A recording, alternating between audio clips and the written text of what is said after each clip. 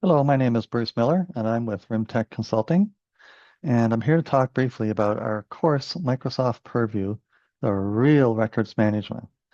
This is a one-day virtual course, and I'll make you one promise right away.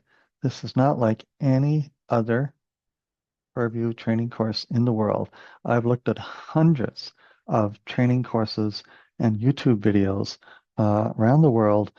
This is unlike anyone you've ever seen. I find that all the other training on Purview is nothing more than a walkthrough of all of its features. That's not what this training is about. This training is about how to use it properly, how to overcome its limitations, and how to apply it correctly so that you can be successful with it. Very, very different.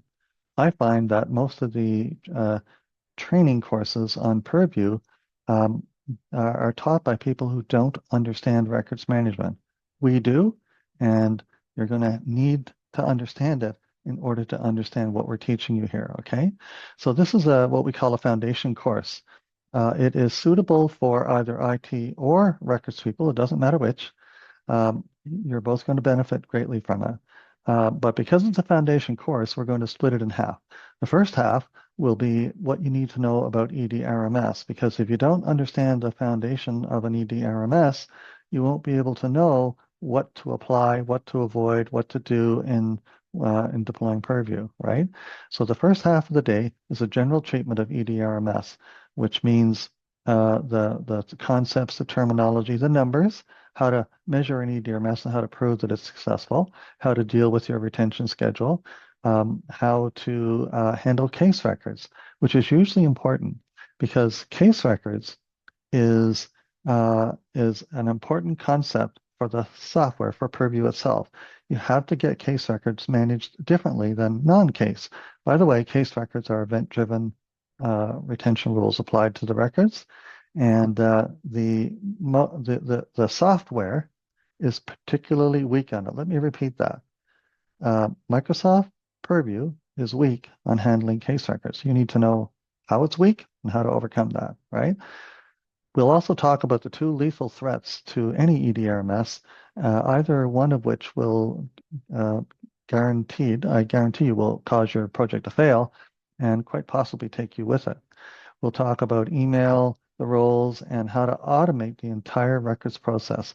Because Purview or not, the last thing we want is for users to be dealing with records management.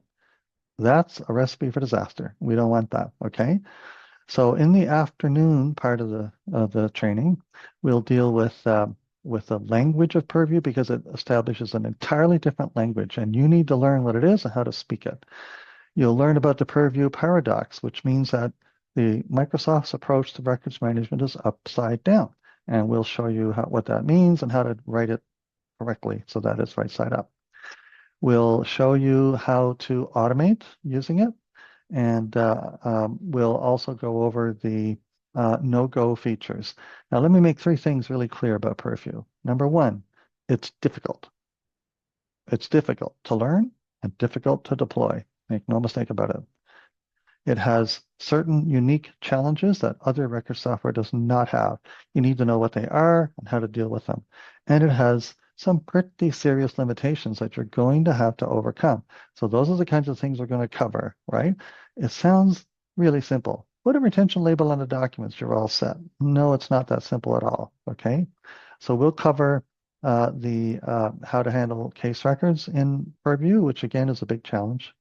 We'll talk about the limitations of its disposition, all about retention labels and policies, and the M365 substrate. Yeah, you need to know the M365 substrate in order to deploy Purview properly, okay? Because we're going to do it properly. And you need to know how to get your retention schedule, otherwise known by Purview as a file plan, into the system. So quite a challenging day, but you will learn what you need to know about Purview and how to properly deploy it in a true compliance setting, okay? Very different than other courses. So there are three links in the description below. One for a document that gives you more detail on the course, a second link for the schedule of all our training, and a third, if you're interested, you can just register for this course directly. Thanks very much.